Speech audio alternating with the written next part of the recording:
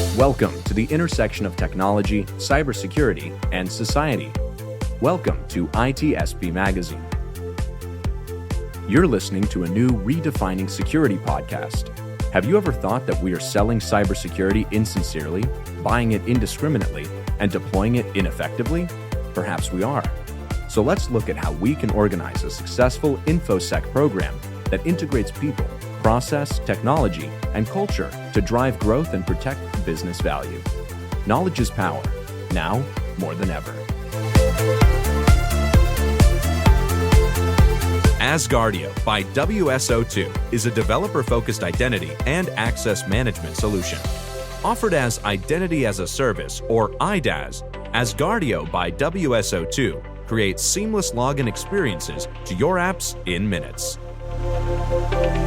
Pentera, the leader in automation security validation, allows organizations to continuously test the integrity of all cybersecurity layers by emulating real-world attacks at scale to pinpoint the exploitable vulnerabilities and prioritize remediation towards business impact. Learn more at pentera.io.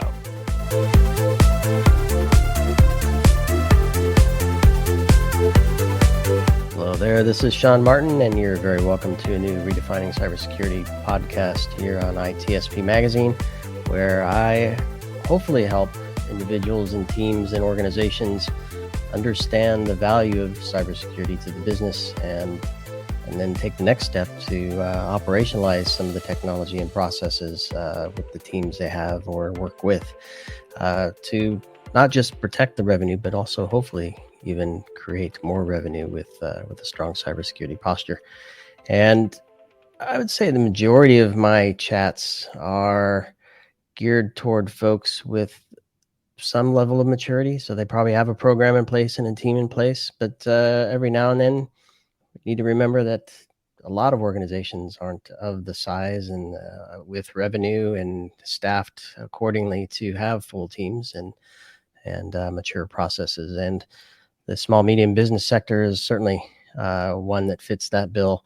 And it's important for them, clearly, as they support a large ecosystem and a large supply chain around the world. It's important for them to have a good security posture, or at least an understanding of the risks they face.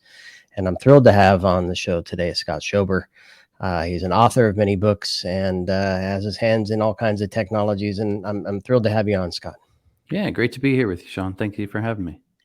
And so small, medium business, we were kind of touching on before we kicked off the show.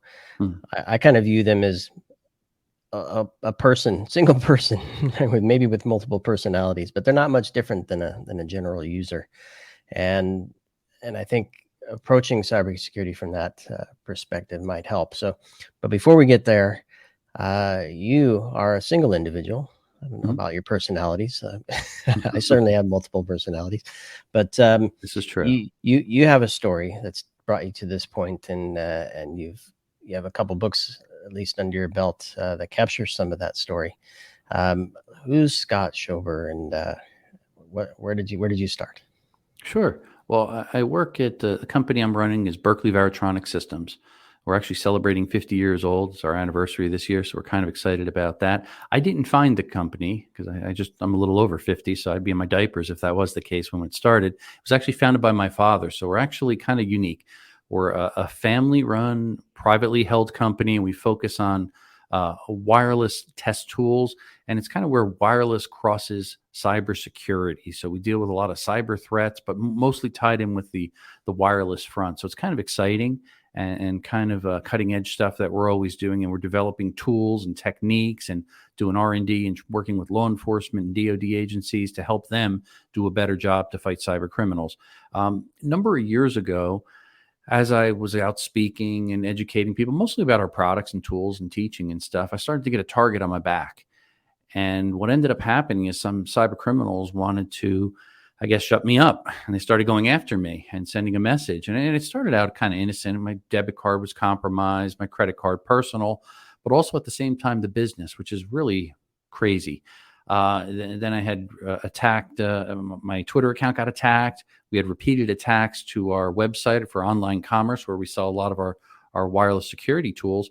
we were getting DDoS attacks constantly. So we had no commerce all of a sudden, like overnight. And problems just kept getting worse and worse to the point where we had our checking account compromised and they stole $65,000. Big mess, became a federal investigation, finally got all the money back. But in the process of all that, I learned a ton of things. Here we are, a wireless security company, educating other people and designing and building tools and supporting the industry. Yet I asked myself, how in the world could we be compromised? Well, I learned quickly that anybody can be compromised regardless of what you have in place, which is kind of scary. And it was a little bit of an eye-opener. So in the process of going through all of these things to get ourselves back into place, I learned a lot of things. And I learned that a lot of the simple best practice things that I was assuming were being used here throughout our organization were not. So we had to go through everything and update a lot of the ways and methods that we were handling information, and everything from simple things from proper way to shred documents that had information on it, sensitive information or personal information for our customers, for our employees, proprietary information, so on and so forth. That was really a key step. Proper backups we had to implement, encryption, the way we handled data, the way we communicated with customers. Across the board, we had to do a lot of adjustments and learned that if we can do it as a small business, others can do it too. Well, I started sharing some of these little tips and things that I learned as I was speaking. And the next thing I know, everybody's saying, you should write a book on this. This is an interesting story and da-da-da. And I said, well, thanks, but no thanks. I'm not a writer. And, I focus more on science and tech. I'm not really somebody that's gifted with words. And I kept getting pushed and finally said, all right, you know what? The story's out there. It's a little embarrassing. Let me just write a book on it. So I wrote my first book. It took about 2 years from start to finish to write Hacked Again. Many revisions, and I got some help from my brother, who's my partner in the business, and he is good with words, and he's co-author for the second and third book, which so is nice and fitting. But that's really what got me started. There's the story and sharing Hacked Again. That took everything to the next level from our business, but especially with speaking and media appearances. I find myself constantly talking about cybersecurity each and every day and sharing tips and know-how and developing tools to fight cyber criminals. So it's kind of exciting how that kind of jump-started. We already were in the space, but it took it to a whole new level. And that was what's really cool. So I always encourage people, hey, if you're thinking about, especially if you're a small business owner, if you have a story to tell and you're thinking about writing a book, go for it. If I can do it, anybody can do it. Well, it's a super cool that you share this story in written form, but also verbally here. And you said that you were embarrassed as you were starting to write it, and I have to say, you didn't come across as being embarrassed as you're describing the story here. And I'm just wondering, because I personally feel that that's part of the problem, right? That there's a stigma associated with the compromise, and perhaps, and we've seen even more recently that people's heads will roll, and prison is involved if things aren't handled quite. Yes. Correctly, whatever correctly means. And so I think there's a stigma that prevents people from telling the story, but it's the stories that I think also, when they are told, can help people understand a little bit better and the realities of the nuts and bolts of how this stuff actually works. Oh yeah, you make a brilliant point, because I always think of it this way. I learn a lot more by reading and hearing other people's mistakes or misfortunes, so I don't go down that path and do the same thing. If somebody tells you, hey, create a long, strong password, you roll your eyes, you say, okay, yeah, I know it's important. But now if they tell you why and they explain what happened when they didn't, now you're motivated. Now you're your eyes are opened a little bit and you say, I'm going to create the strongest password ever, and I'm going to learn how to manage it and use a good password manager. You take it to the next level to make sure that you protect that valuable information, be it your company, your intellectual property, your customer records, whatever the case may be. And I think it gets you kind of excited about it. And that's what's really important, I think, with cybersecurity. As you get into it, I think people too quickly dismiss it and say, well, it's too technical. And I've learned it's really not too technical. You can make it technical and you could dive in deep technical, but you don't have to. On the higher level, you can do some basic best practices within your small business that really will keep you much more secure. And I always refer to it as a layered approach. And I relay it this way often, and I think I talk about it in the books. if we look at our house or apartment, what do we have? We've got a door with a little lock on it, but we probably have a deadbolt. We most likely have a camera. Maybe we have an alarm or a Ring doorbell or whatever the case may be. So those are layers of security. So when the would-be thief comes to your door, they see all these things, they move on to the next thing, next house, go down the block, get out of the area because they don't think they'll get in. Same thing with cybersecurity. It's not just about creating a strong password. A lot of people think that and they stop there. But if you add another layer, think about multi-factor authentication, how important that is. That doesn't solve all the problems. It's not 100%. But it's so much more secure than just having traditional logging credentials when we think about it. If you look at a lot of the breaches, and I've analyzed a lot of them and wrote about a lot of them in the books, just about all of them, there was some level of third-party remote access. I think back to the days of Target and things like that. And in all those instances, as you dig through the weeds, you start to find out that it was a simple login. They were able to compromise username and password. There was no multi-factor authentication. And hence, they were able to get into the system. Once you can get into the network remotely, you can work laterally, place malware, collect data, so on and so forth. And that's what typically happens. So I think just fundamentally understanding, and small business owners, do more than just your basic strong password and your username. Have multi-factor authentication in place. It's trading convenience for security, and balancing that out, I think, is very important. Realizing it'll take you a little longer. It's a little inconvenient, but it's 100 times more secure. And that's the point. We need to be able to balance out our choices when we're trying to log on to things, different things on the web or remote access or whatever the case may be. And I always opt for security over the convenience. That's important. And so I think we've used the term best practice now a couple times.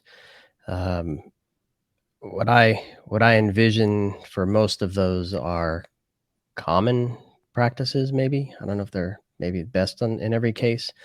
And I guess are they baseline practices? And I don't want to get hung up on what we call them, but from my perspective, thinking, standing in the shoes of a small, medium business, is I'm in business to run my business. Mm-hmm. And I'm going to do the bare minimum investment to provide the highest level of security posture possible. How do I get there? Is it that password? Why do I need to make the investment into MFA? Do I need to make the investment in privileged access management? Do I need to make the investment in encryption and distributed data backups for full-fledged disaster recovery? Where does the list start and stop? And you kind of mix in the compliance end of things as well, which drives some of that. Yeah, and I picture. Oh, go ahead. Yeah. I was going to say, really good points. And I think a lot of it, what I always try to do is first, if I go into a small business, I like to ask them a bunch of questions. And what I'll typically ask and assess, what are you trying to protect? Because if you don't know what you're trying to protect, it's really hard to know, do you spend money to protect it? Is it just basic practices that you need to in place that are not in place? So you almost need to really do that. You give somebody a vulnerability assessment. Where are you most vulnerable? What are you trying to protect? How do you better protect it? And then when you go through a company, you'll find that the majority of employees still do not use long, strong passwords. It blows my mind, right? You talk about password reuse. Everybody hears about it and everyone says, don't reuse the same password across multiple logins. Still, the latest statistic is 52% of business owners still do that. They're repeating the use of their passwords. So they're compromised. Why? Because that password is already in a giant database of millions of compromised passwords we can go on the dark web, buy, and a hacker can take that and use it to hack into all kinds of accounts because you reuse the same password across multiple logins. So things like that are very important to kind of understand the basics on. And then it sets the stage to make sure business owners are properly implementing passwords. So is it, do you have a sense of where things break down? So I think if anybody has a sense that security is important, they probably know what some of these best practices, quote unquote, best practices are. So I'll say that's the first step. The next is a policy. The next is enforcing the policy. The next is monitoring, responding. Where are things kind of falling off the rails? I think it's probably the enforcing of it, because I think most companies I talk to, they have a policy. And yeah, you got to have a strong password. Yeah, you got to use a password manager. Yeah, don't share passwords. And you read all these things. And companies say, yeah, I'm in compliance. And then when you look within a company, you realize, well, this employee wasn't trained. They don't have the right awareness. They aren't implementing best practices. Oh, they bring their own device to work and they were using that to send email, or they're working remotely and they don't have a secure Wi-Fi connection. So there's hundreds of reasons and exceptions to the rules. And I think that to your point, the enforcement of a lot of those rules is not taking place because there's not enough people within an organization to walk around and make sure and check that it's being done. What I do recommend for companies, and this is not a huge investment, is to actually hire an outside third party to do a vulnerability assessment. And if, depending upon the business and what they're protecting, sometimes a penetration test is also warranted. And we're talking in the neighborhood of $3,000 to $6,000. So big investment for a small business, but not that big if you get compromised. I had it done here. And again, being a security company in cybersecurity, I thought we've got all our T's crossed and our I's dotted. Even after that, I looked and they brought some very obvious things that were like, oh, we didn't even notice that. How could we not notice that? So it's kind of a way to raise your awareness and make actionable changes within your organization, but you're not too close. You know, what's the expression? You can't see the trees from the forest or something. It's a little bit like that. You're dealing with this stuff every day. So you're assuming you're doing the right things, but you're not always doing the right things that are what would be classified as best practices, as I'm talking about there, or things that are going to keep your company's data actually safe. I don't know if you can share. I definitely want to get into the cybersecurity is everybody's business topic in the book there as well. But sticking with this, I don't know if you can share some additional insights from the transition from pre to post breach. And what I'm mostly interested there is, as I talk to CISOs and practitioners on the show, one of the things I'm always interested in is, can security shape the way the business runs to reduce exposure, to reduce the risk, not just mitigate the risk once the business is up and running, but actually shape the business to be more secure and less vulnerable from the get-go. So I'm wondering, did you change the way the business was run, operated, the way the tech stack was developed and deployed and managed? Can you share anything there? Yeah, I think to some degree, I think you have to change it, because if it's business as usual, it wouldn't make sense because you were making mistakes, and just because you learned from your mistakes, it's hard to implement a change. And when I go into companies, I also try to help them, and I preach this often. And a lot of times people look at me like, "Are you serious?" I always say it's got to be taught from the janitor to the CEO and everybody in between, and that seems ridiculous. But why do I say that? Because everybody within a company has access to data, has access to intellectual property. They're touching things, they're seeing things, they're learning things that are really proprietary and need to be protected. Obviously, it changes greatly from business to business, but in a general statement, that's kind of true. So if the guy that's packing the boxes that sees things that is proprietary or confidential, you don't want him texting that or sending an email talking about something in a shipment, this or that, because that could be compromised. He may be using a Gmail. Often Gmails are read. Why is it free? Well, it's traded because they can be scarfed and things can be pulled out of there. So understanding those things, or something as simple as a text. You know, I typically will like to use texting applications where I know it's got end-to-end encryption, where I don't have to divulge my phone number to it. So using something like Signal, and there's a couple other really good programs for simple texting that's powerful, but it keeps your information safe. If you're just using a traditional texting application on iOS or anything else, it could be intercepted. It may not be properly encrypted at all stages of it. So little things like that within an organization, and we all live on our smartphones, if we think about it. And what do you think is most targeted?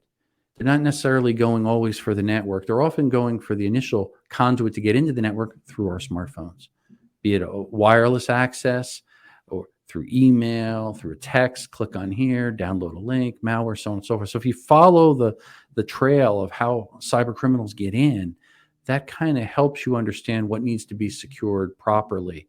And so if you're issuing phones out to employees, you want to make sure what apps are on there. and what permissions and things that they've checked off. Yes, you have access to see whatever websites that I've surfed on. You'll have access to see what contact information is.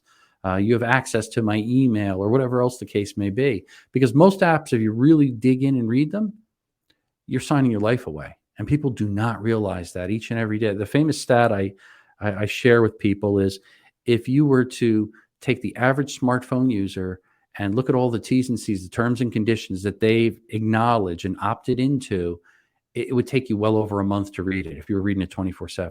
What does that tell you? There is not one person on the face of the earth, except maybe legal people, that actually read any of that stuff, because you're giving the store away. And that's part of the problem. So I always start at the smartphone within an organization and ask them to analyze, what do they have in place? What do they use it for? Are they issued? Is it employee owned and they just do some business on it? Understanding those dynamics will help a lot in trying to keep your organization secure.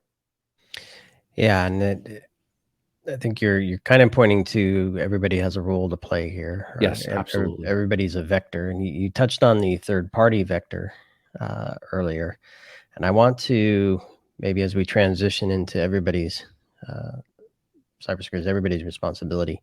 Maybe, I think it's not often that an individual is targeted and they happen to be an executive at a company, that then the company is also then put at risk and compromised. But even just take the target part of it away, and an individual of high net worth or of importance at a company could be identified as such and then pursued, right? Not necessarily starting as a target, but ending up being one, or getting caught up in a net that shows that, hey, this person is of value because of the company they're connected to. How do organizations understand the role of their employees as a vector, including the executives? I don't know if obviously it was your personal phone they started with, and social media, which probably was, but not necessarily, didn't have to be on the company's network, right?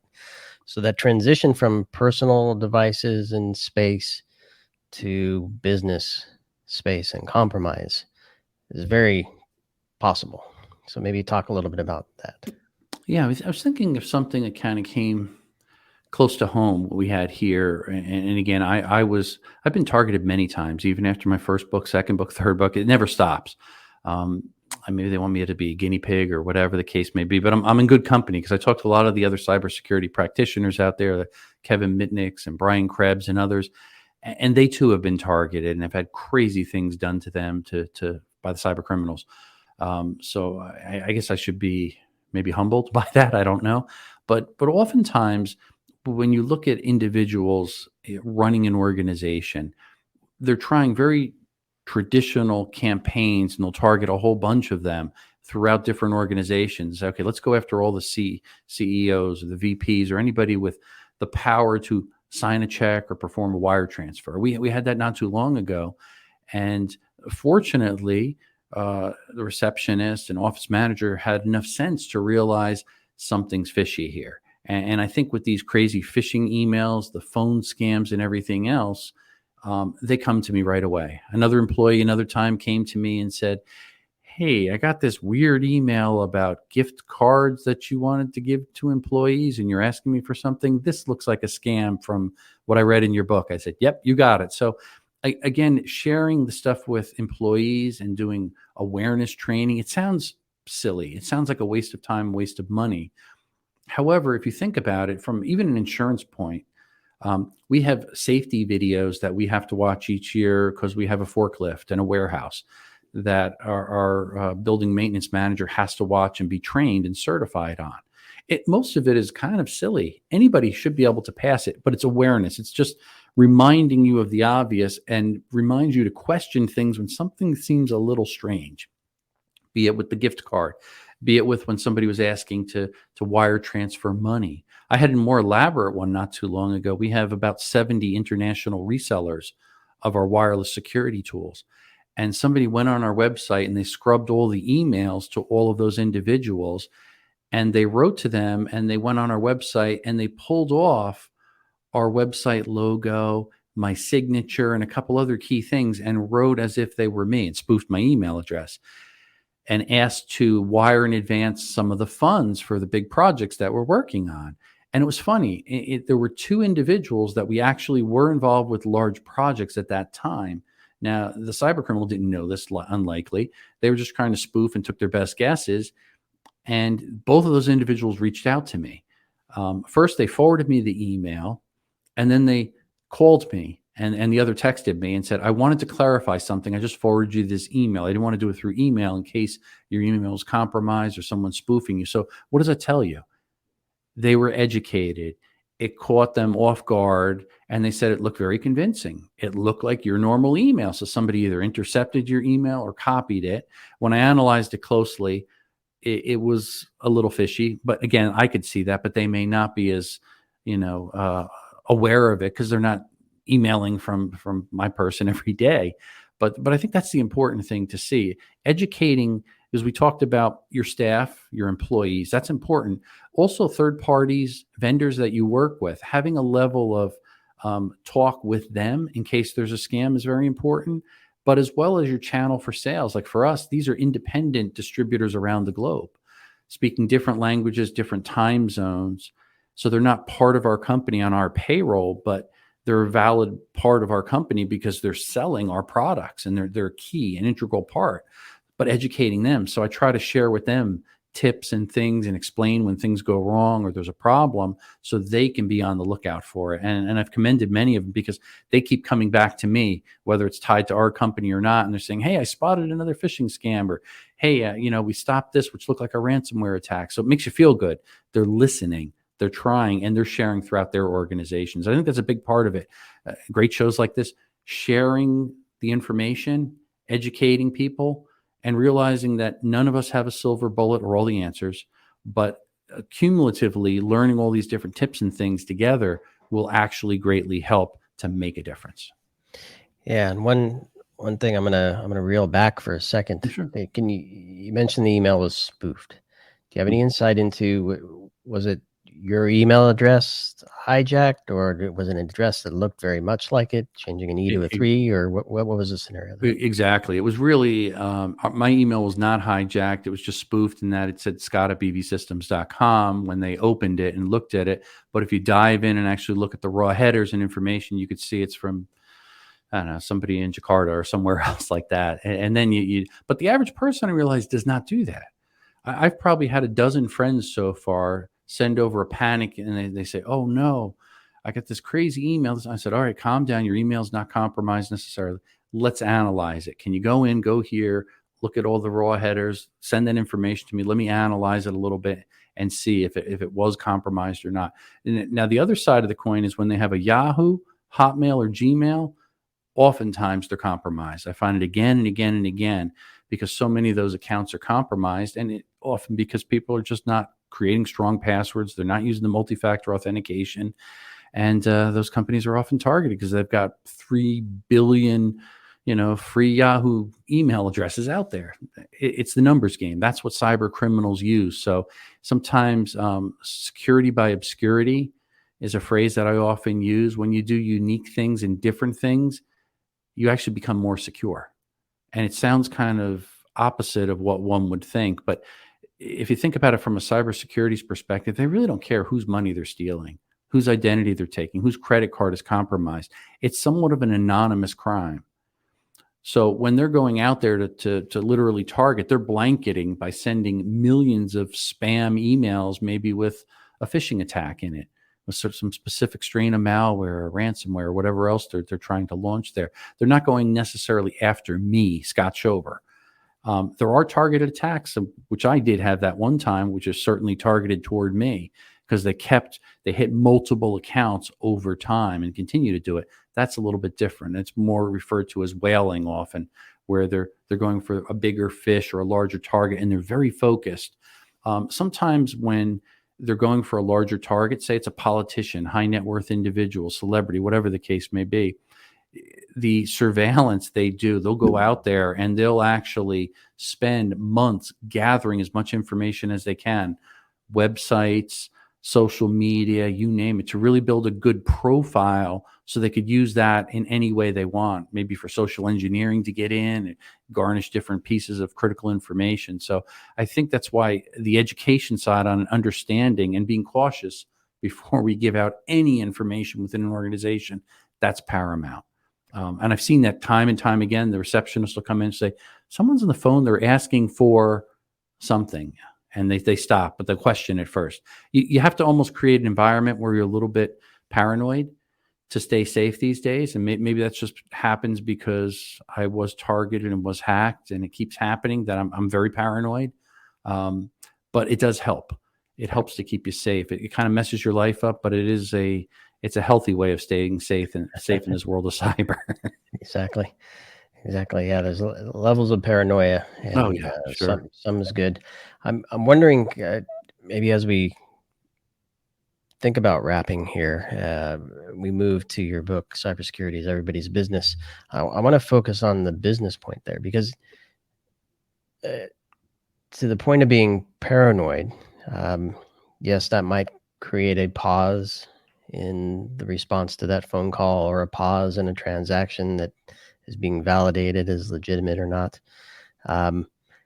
Some of those, certainly if it gets to be like a huge transaction, you definitely want to make sure. Some of the smaller ones, where do you go? Is it a bunch of small ones? So some risk assessment has to be made. I'm wondering how, and I don't know if you touch on this in the book or not, but how do you rally a team to know what the risks are, know when to pause, know when it's okay to move forward?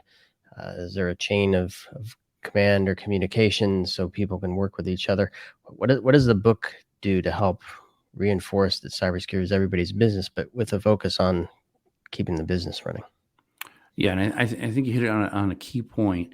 You need to be able to implement changes, effectuate changes that doesn't stop you from your business at hand.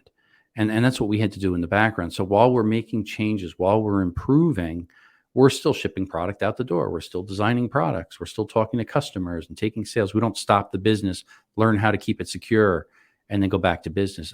Nobody would survive doing it that way. One of the key areas, I think, is to understand, identify what are your risks. Often for small businesses, since they're not in our field, it's a little bit different. When I talk to them, they say, I don't know anything about cybersecurity. I don't know what you're talking about. So usually having a list that you can go down with and understanding what are the risks and identifying them, what are they trying to protect? Do they have cybersecurity insurance? Oftentimes that's a good way to kind of bridge it and work it in.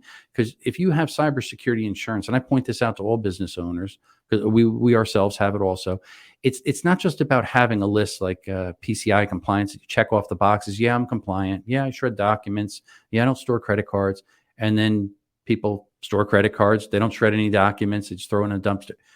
That's not really complying. You have to make sure you go down and you properly check off each box and make sure that you're implementing. We had to force a backup plan within our company. We have a lot of engineers, a lot of very smart people, 10 times smarter than me, the PhD engineers have been doing this their whole life, but they're lazy. So to implement a backup plan, we had to actually have a person that I assigned as the backup person that goes around to back up the network, to individual computers, to different code and things like that throughout the process. I actually take them on very large USB sticks that are encrypted. You have to enter a code in, hit unlock, switch between Mac or PC. Now you've got these secure sticks, and then I take these sticks and I put them in a safe offsite. It sounds a little crude. It's a little painful. It's a little slow. Yes. But I tell you what, it's actually saved us a few times. We've had several of our engineers come upstairs and go, Scott, I think I clicked on something I shouldn't have. I don't know what's going on. My computer's locked up. All right, here's what we're going to do. Boom. We resort to the backup. We wipe the computer, back in business. His email was compromised, had to clean all that up, so on and so forth. So it takes a lot of steps and things, but if you have plans and procedures in your way, your checkoff list that you develop within the organization, it's a lot easier to implement and have key people in the process. Like I mentioned, I have a backup person. That's his sole job when he puts on his backup hat that month, to just go around and make sure he's got those proper backups. So I think it varies greatly from organization to organization, but you need to find things that work for you And you need to find disciplines outside your company that you could bring in also to kind of wake you up and see the mistakes that you're making, see the vulnerabilities that are there so you can patch them up, improve it, and get better and better and better. A lot of companies I talk to, they don't even have a policies and procedures handbook in place, which I was kind of surprised. You think, you hear about that all the time, that everybody has to. A lot of people don't. And I ask them, why not? I don't have the time. It's too hard to update. I can't comply to everything. So it's easier to do nothing. And that's not good. That's not a good answer there. So I think some of these things, they're actually disciplines to run a successful business. You have to do these things, but they do take some time and they take some money and they take discipline, unfortunately. And I like the double use of discipline there. I think it is action, right? So it requires. I guess the other point I'll make as we close here is that the humans are at the center of all this. Where this technology is not going to save us, right? There's no single security tool or collection of them that's going to solve this problem. It's the backup person. It's the receptionist questioning something strange. It's the business partners recognizing that they're trying to be scammed on the back of your good name. Yeah, it's so true. Yeah. It really is. I think a lot of things too, and I talk about this in the book. I think one of the chapters is cash in the mattress. If you go back generations and you find that people often would keep some cash, actually it's not in the mattress. Technically the number one place to store cash in a house, if you're going to rob it, is in the freezer. But it's interesting that if you look at technology, too many people are gravitating toward technology to solve their problems. But it's often what the technology that it's exploited to get into your house, to break in, to break into your computer. It's because you can't patch everything 100%. Everything is not 100% secure. So using technology in the right places is what's really important, not using it everywhere to think it's going to make your life easier, because it'll actually complicate your life. And then you'll quickly find out, oh no, why did I have that? I love the concept of a Bluetooth door lock. And again, I'm not knocking anybody that makes it or uses it, but at the same time, we do a lot of development on Bluetooth and the standard, and you learn very quickly that there's documented vulnerabilities, how to hack into it, even though you hear that it has encryption, it's fast frequency hopping, and it's so immune to hacks and this and that. Well, yeah, it is, but it's been hacked. So you have to weigh that in what you're trying to protect and use caution. So there's nothing wrong with a good old fashioned key and a lock. That's okay. Technology doesn't always solve every problem, and we have to just have a balanced approach with it, I think, to make sure that our lives are safe and we're protecting our loved ones and our businesses and everything else. Yeah. And the physical key is still technology. I think what makes it that's true. Makes things different these days is a digital lock scales and opens access to many more than just one person who had presumably the master key. That's for sure. That yours was cut from. But Scott, this is fantastic. I hope those listening grabbed a few nuggets here. Your books, I think you cover a lot of hacks. Ashley Madison, Marriott, a few others. To your earlier point in the conversation, those stories, while we're probably tired of hearing them in the news, understanding them in terms of the processes and the weaknesses that were exploited and how the attacks took place can be super insightful if you choose to embrace it. And then of course you have to take action, right? So it's not just enough to understand, but to take some time and put some resources into to shoring things up.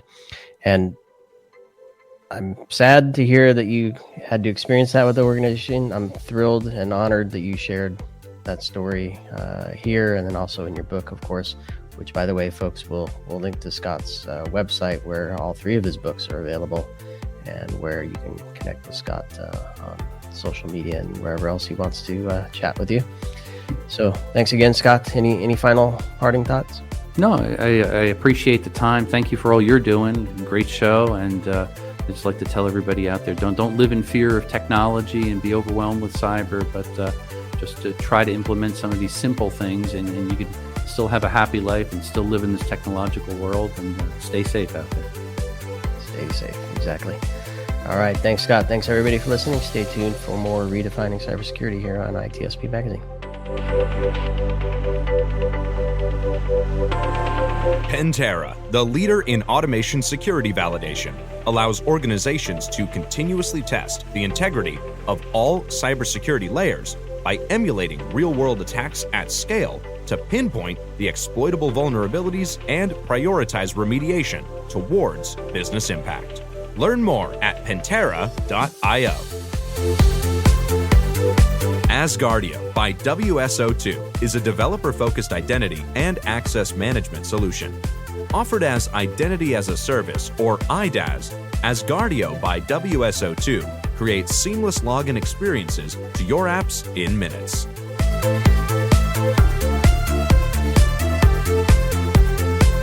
We hope you enjoyed this episode of Redefining Security podcast. If you learned something new and this podcast made you think, then share itspmagazine.com with your friends, family, and colleagues.